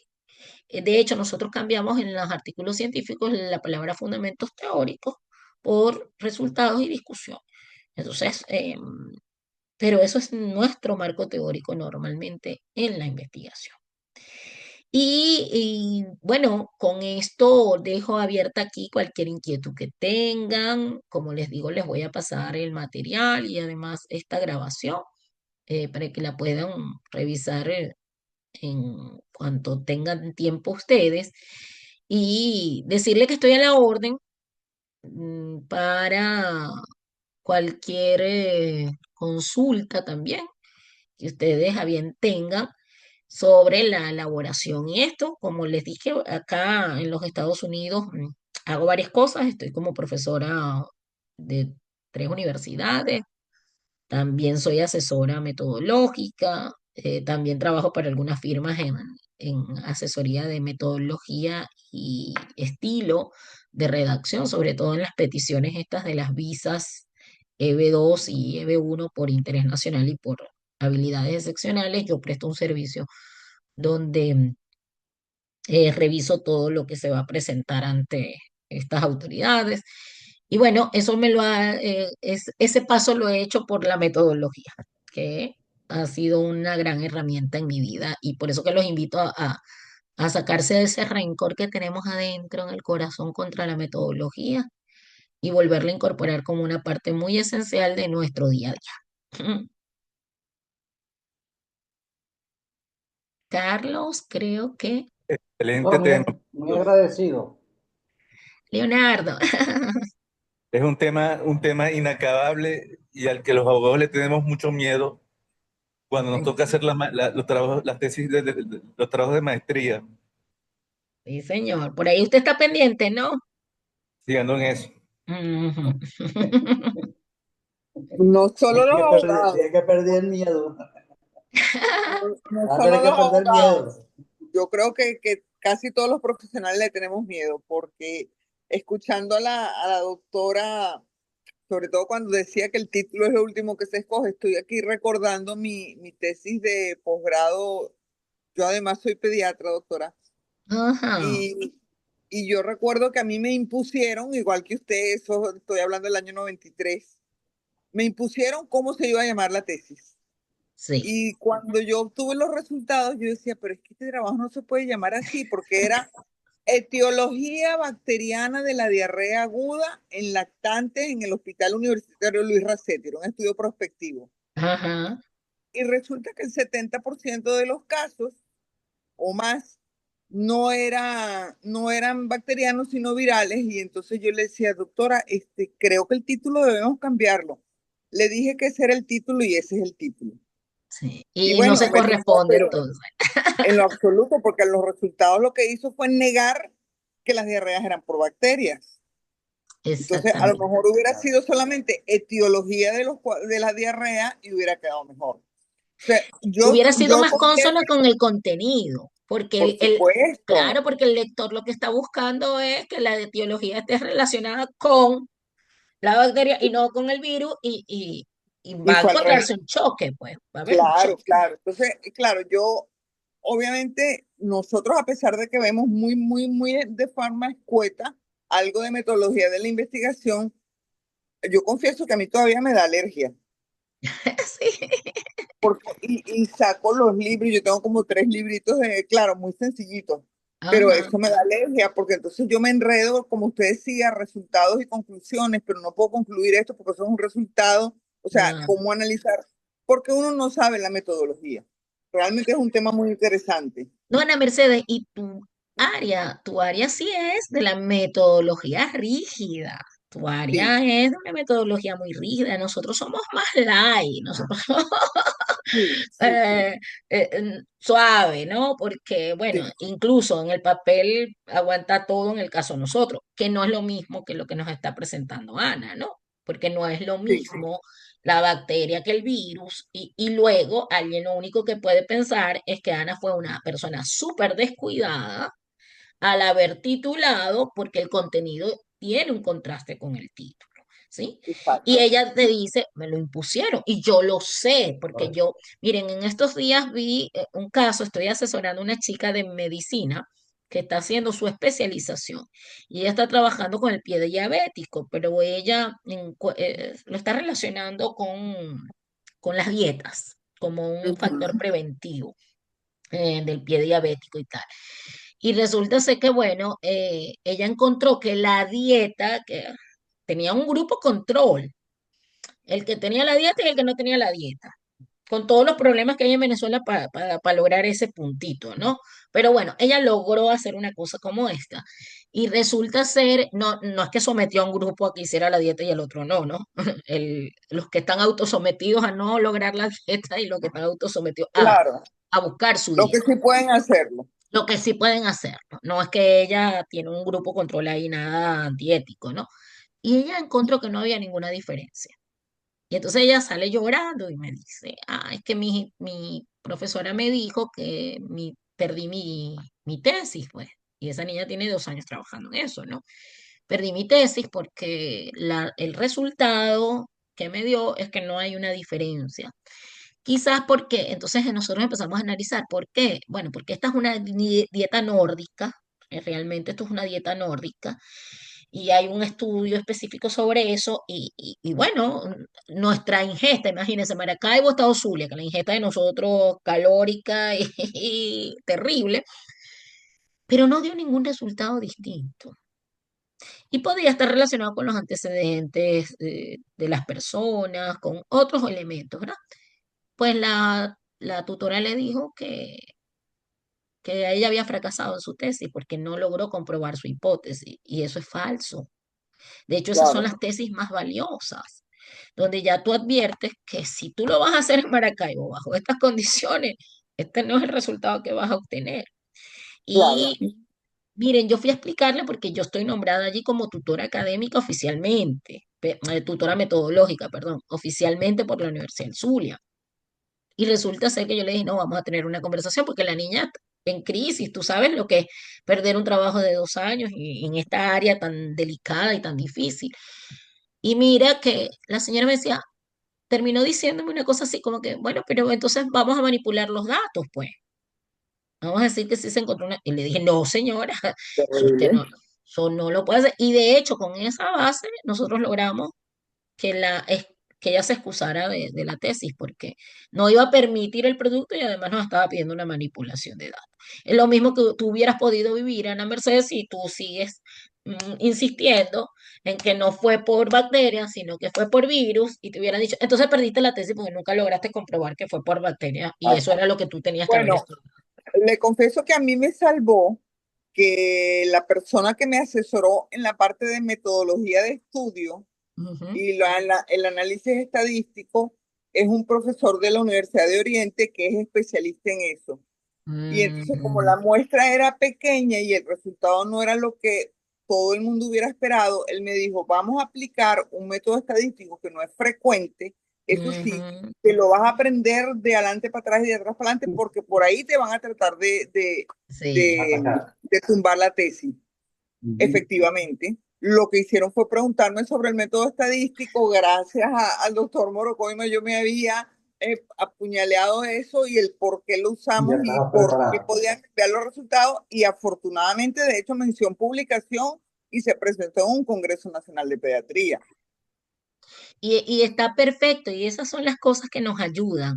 Pero El insisto en detalle que con ese Ana no era el Mercedes es nombre. que es una ciencia muy, muy fuerte, es una ciencia muy lineal, es exacta, porque ella tiene que entrar en lo cuantitativo. Nosotros tenemos las posibilidades de movernos en lo Sí, cuantitativo, en lo cualitativo y en lo mixto, ¿sí? Pero las ciencias exactas, por su propia naturaleza, se manifiestan es en el ámbito cuantitativo. Y el ámbito cuantitativo es rígido, es sí, lineal y tiene mucho más que profundizar en el ámbito incluso del artículo científico. Hoy hay artículos científicos en el área de Ana Mercedes que son 3 páginas, y es un artículo sí. científico. Vayan a revisar todos los artículos que están en base de datos Scopus, que es la más alta de todas. En la parte médica, nosotros casi no tenemos artículos en base a Scopus porque tienen que tener una rigurosidad como esta. Y están en la parte médica en los tiempos de COVID. Ya eran unos mensajes a García. Ya era así, Sí, mire, era así. Se aplicó la muestra de Pfizer a 10.000 personas. 50 presentaron resultados adversos. Esta muestra tiene cerulina. Eliminar la cerulina. Las personas tenían antecedentes de diabetes, no sé qué. No aplicar a personas con diabetes. Y esa información después la manejamos todos nosotros. Habían abuelitas que no, analfabetas, que te podían decir, no te vas a poner la Pfizer, porque tú tenías ya diabetes o eres prediabético. Y mira que ya dicen los estudios de que te puede dar parálisis facial. Y tú decías, ¿y cómo mi abuelita es que sabe tanto? Porque ya llegaban los sí. artículos científicos, ya son unos podcasts, ya llegaba esa información, que es el detalle que tenemos ahora de la inmediatez en la información, ¿verdad? Que ya usted no va a hacer un artículo, de hecho, nosotros los de las ciencias sociales ya no hacemos artículos de 25 páginas, de 20 páginas, nuestros artículos tienen que ser de 14 máximo Correcto, 15 páginas. claro, claro. Es un mensaje directo a la yugular. Y usted no se va a poner ahí a copiar lo que dijo textualmente Ana Mercedes, ni lo que dijo textualmente Sifonte, y yo voy a analizar lo que ellos dijeron textualmente. Yo meto en un paquete. Millán, Sifonte, Pérez y Salazar dijeron tal cosa. Y Pero yo sabe una digo, cosa, doctora, que yo creo que eso lo hace más difícil, claro que lo hace más porque difícil. en el nuestro es cuantitativo, pero yo tengo los números y ya. Yo voy a Ajá. analizar eso, puedo Ujú, ver otros, pero en las cualitativas y en esos análisis que hace la parte de ciencias ujú. la, Sociales. filosóficas y sociales, yo tengo que analizar, extraer el mensaje, contrastarlo con el mío, marcar la diferencia y el decir el por qué yo traigo ese mensaje, qué relación tiene con el mío y cómo puedo. Entonces me parece que es mucho más complejo. Claro, es que la síntesis es mucho más compleja que todo. Claro, claro. O sea, Y ese- además que la síntesis te está exigiendo algo más, porque tu aporte entonces es el primordial allí. Y dos, tu capacidad de crear ese aporte a partir de esta síntesis, ¿no? Se te limita mucho, pero ya ahorita no te aceptan en ningún lado. De hecho, realmente el patrón es menos de 7.000 palabras o caracteres, incluida la bibliografía, el resumen, el abstract y la presentación de los autores. Entonces, eso te deja un margen de unas 13 14 paginitas, que es lo que estamos trabajando ahorita los metodólogos, y es un mensaje, pero tiene que tener una sustancia como el cubito, ¿no? claro, Todo exacto. concentradito ahí como el Sí, cubito. Usted va a una presentar capacidad de eso, síntesis, ¿no? Una capacidad de síntesis muy grande, de síntesis, de análisis y de de creación análisis y de de síntesis. información. Además Sí, que le cuento cómo estamos en estos tiempos. En 5 minutos ya eso que para usted fue noticia, eso ya no existe. sí, ¿Sí? Por ejemplo, si yo quisiera ahorita hacer un estudio sobre los adolescentes privados en el evento postelectoral, ¿sí? Eh, Mire, las noticias hoy día son otras y a lo mejor a nadie le interesa este punto, ¿no? Por la inmediatez de la información, por el efecto claro. actual de la inmediatez de la información. Y por eso es que los libros se están perdiendo. Usted se da cuenta que cada día menos personas publican libros, porque además no te reconocen. ¿Sí? Yo paso un año haciendo un libro, un año entre la edición y la publicación, ya ese libro tiene 2 años de diferencia con lo que estamos hablando hoy, y si yo estoy hablando de la eutanasia, imagínese usted, ¿no? Entonces, hay países que Y la ya cosa aceptaron la como que, eutanasia, como que se transcurren las cosas muy rápido, ¿no? entonces, por eso es que el El artículo avance, científico, avanzamos. ajá, por eso que el artículo científico hoy es de Uy, tráfico común. sí, Y es lo que tienes que hacer, porque el máximo de tiempo que tú puedes esperar para una publicación son 6 meses, por decirte, y en una revista de alto cilindraje. Hay revistas de más bajo cilindraje que dan mucha oportunidad y en un mes, 2 meses tú estás publicando.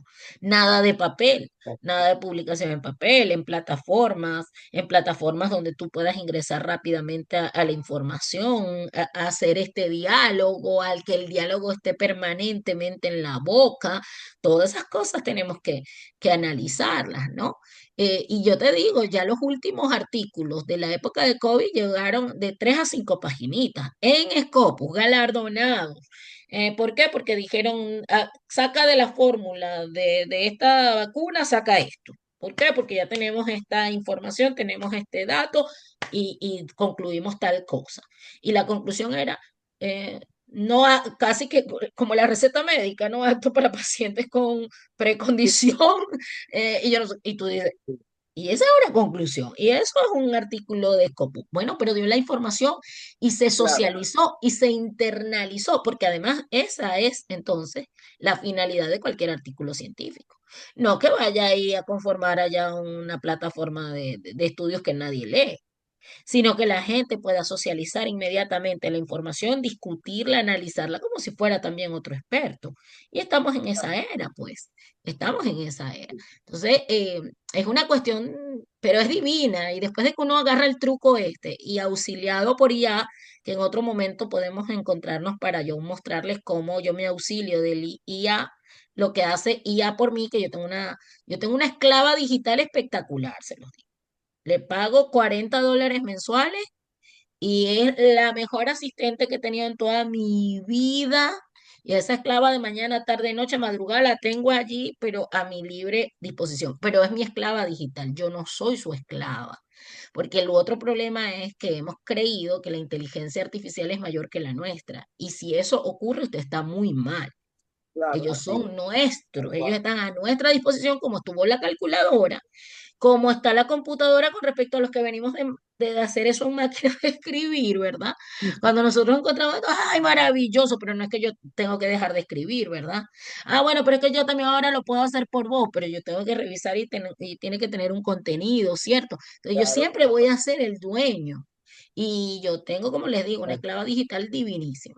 En cualquier momento podemos reunirnos para enseñarles a ustedes a tener su propia esclava digital, que no es nada del otro mundo. Y cómo además advertimos, yo vivo peleándome, yo le tengo a mi esclava digital, tiene un nombre. Mi esclava digital se llama Nora. Y yo mira Nora, hoy vamos a trabajar. Y ella me dice, Deja que te diga algo, porque ya nos comunicamos, ya tenemos la fórmula como usted hace con Alexa, como usted hace con lo que usted quiera. De hecho, ayer Alexa me dijo, ¿quieres que te cuente un chiste? Porque yo siempre le agradezco a Alexa, ¿no? Cada vez que ella me hace algo, Alexa, dime yo no sé qué cosa, ta, ta, ta. Gracias, Alexa, gracias, le digo. Entonces, ay, sería mejor y podría servirte mejor si yo te cuento un chiste. ¿Quieres que te cuente un chiste? Sí, cuéntame un chiste, Alexa. Ya por último está relajada la Alexa mía. En estos días me dijo, mira que va a haber sol. Utiliza por favor tu bloqueador. No quiero después que haya queja, una cosa así. Me digo yo, pero esto sí está pasada. Y yo vivo hablando con mi Alexa porque yo trabajo desde Puede, mi casa todo el día, pues. Entonces estoy claro. aquí. puede salir a lavar el auto porque no va a llover. Un buen Claro, pero tiempo, puede salir a lavar el carro. Sí, Pero se da cuenta que ahí están las limitaciones y son las que nosotros tenemos en abundancia. Entonces, Claro, nunca nos dejemos intimidar. Eso es simplemente a mí me una gusta, facilidad. a mí me gusta llamarla inteligencia asistida, más que artificial. Me gusta esa palabra, Pero, Carlos. Te la voy a pero es robar. una cuestión de que, porque lo artificial es artificial. Y aquí Sí. tenemos, es la inteligencia asistida, o sea, son nuestros asistentes, Mire que yo como tú tengo bien un lo acabas de amigo que le decir. pasó una No es la tragedia. esclava tuya, sino ella Yo tengo es la que va a trabajar para mí. un amigo de Colombia que le pasó una tragedia terrible. El hombre armó toda su tesis y tal con la ayuda de la inteligencia artificial, que yo no satanizo, es una ayuda.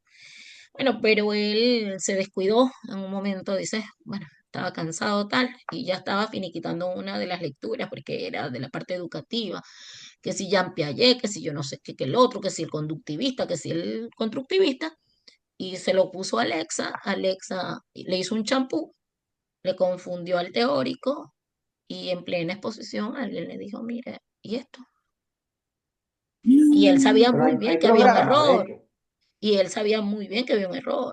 Pues cuando se lo dijeron, porque no lo advirtió, porque tenemos otro problema, que cuando hacemos las tesis a veces nos aburrimos tanto de leer la página y la cosa, que ya por querer salir de eso nos descuidamos y imprimimos y entregamos. Sí, la pasamos. Y No, le sí, no dijeron, pasa, ¿cierto? y le dijeron, Sí. mire, ¿qué es esto? Y el hombre quería morirse. Porque tú nunca le puedes dejar esto a la inteligencia artificial. Ellos nunca van a poder dominarnos a nosotros, porque nosotros somos quienes los alimentamos. Pero usted tiene que tener la, el sentido y la Y los inteligencia. programas que hay Sí. Pero fíjate que fue una y los cosa, y a él no programas le que hay pudieron para detectar. determinar, Sí, pero te voy a decir una cosa, Carlos. para Yo hice detectarlo. ahorita, yo acabo de terminar un curso aquí con la Universidad de North Carolina, donde me encuentro de inteligencia artificial. Y no hay ni una sola fórmula de que usted le detecten que esto viene de IA. No hay ni una sola ¿Sí? fórmula, para que usted sepa. Eso es falso. Lo que te revela la máquina misma, lo que te revela la máquina misma, es que hay una posibilidad de que usted utilizó. Pero hay hoy día palabras claves que utiliza la inteligencia artificial cuando usted no la educa, que sí Correcto. lo van a Ujú. delatar. Por ejemplo, la inteligencia artificial te utiliza la palabra clave. Casi siempre termina el párrafo diciendo, este enfoque te utiliza la palabra en resumen al final y te vuelve a Ah, dar ya. un resumen de una inferencia de eso que Retoma retoma, sí, sí, ya. te Cierto. dice, si usted no le quita los asteriscos que aparecen cuando usted copia, ellos están ocultos. Oculto. Entonces, eso es lo único que detectan los detectores de inteligencia, que usted no haga eso. Y hay otro programa que ahora te Mm. ayuda a humanizar el texto. Y no hay fórmula de que lo agarren. De hecho, él pasó el sistema antiplagio porque además es un experto en sistemas, este muchacho. Ah, no. Y resulta ser que él pasa glorioso el Aventajado. sistema antiplagio y el sistema de uso de IA, y donde cae es en una parte que se la dejó a IA, que se la construyera entre una teoría de Jean Piaget, no me acuerdo del otro quién era entre un constructivista y un conductivista. Y se le cometió un error el ChatGPT, o creo que fue el Gemini el que le hizo el desastrico. Y mire que lo devolvieron, pues. Él no pudo terminar y dijo, no, no, fue un error de transcripción. Él trató de acomodarlo de algún modo, pero él me llama a mí llorando porque tiene confianza conmigo, porque él es un gran metodólogo. Y me llama y me dice, mira lo que me ha pasado, Guimar, yo nunca voy a superar esto. Yo quedé muy mal delante y era su tesis doctoral. Y un hombre impresionantemente buenísimo, ¿no? Y la propia inteligencia te lo dice abajo. Ellos te dicen, mira que tienes que revisar todo lo que Claro. sale de aquí, tú no Sí, debes pero al hacer final esto, siempre acá. no, Y, claro. y casi todos Oye, ubiquen ustedes que casi todos trabajo. los recursos que te da dicen una cosa así como eh, Oxford Press, tú puedes ir a la fuente que no existe. Entonces hay que tener mucho cuidado con eso. Pero en cualquier momento podemos volver a encontrarnos y solamente nos dedicamos con IA, porque es un Excelente. recurso y divino, es divino, yo lo amo, pero ella es mi esclava, ella es mi esclava amada, yo la adoro a ella, yo le digo, Nora, ven acá, y a veces, mire, la mayoría de las noches, ella se cansa, ustedes saben que la inteligencia se cansa, cuando usted le da 3 o 4 comandos y ya ella no está dando bien la información, usted tiene que dejarla porque ella te va a seguir repitiendo el error, porque ella se Me lo cansa. responden. Sí. Y entonces, Copilot dice, no eres tú, Lo soy siento, yo. no te Espera en entiendo. otro momento. sí, Sí. qué lástima que no he podido resolver esto, yo no sé qué. Pero, y se ponen con un drama, sí. Sí. Yo le digo, ay, estás hormonal, Nora. Oye, terminamos aquí. Terminamos acá porque yo me pongo brava y todo, pero es que como les digo, yo paso casi todo mi día aquí en la casa con mi computadora, con mi teléfono, trabajando, revisando y me divierto es con mi Nora. Pues mira, Nora, ven acá, vamos a hacer esto. Nora, ¿qué me sugieres? Nora, analiza esto como si fuera tal. Para eso sí es muy bueno. utilizarla. Esos comandos son chéverísimos, pero no para que te haga el artículo. Ya ahí puedes tener unos graves fallos Sí, ya, que luego vas totalmente a distinto. lamentar muchísimo, ¿no? El muchacho que no conoce, el de colegio que lo hace, es muy fácil de agarrar, ¿no? Pero uno no Se puede le puede estar pasar, ¿no? exponiéndose a eso. Pero a esos niveles, para un doctorado, para Sí, defender una tesis de esa naturaleza, imagínate. Un muchacho de secundaria todavía. Ok, vamos a ver cómo ya es una experiencia, pero ya uno, digamos, en esos niveles, digo yo, ¿no? ¿Cómo dice? Te agarraron, te atraparon en te eso. Sí. atraparon, no, Pero es bueno. muy feo. Así Profe, que muchas siempre la gracias por su inteligencia va a tiempo. estar debajo de nosotros. Sí, Gracias por su tiempo, doctora, y así por es. transmitirnos esta información. Esperamos Profe, la verdad que la agradecemos mucho presentación. su tiempo. Ya les paso y Ok, siempre voy a estar ahí pendiente con ustedes, no se preocupen. se la pasa al profesor Leonardo, yo lo fastidio a él. Eso esperamos, que siempre esté Muchas, pendiente de nosotros. muchas gracias. Siempre, siempre. Chao, Hasta Profe, un luego. placer. mándale Dios un los saludo a bendiga. Jorge. Mándele Mándale un Ok. saludos saludo a a Jorge, Jorge. por favor. Sí, ahora. Jorge Salazar, sí, que está aquí Por con ahí que nosotros también, anda. yo. Por ahí anda.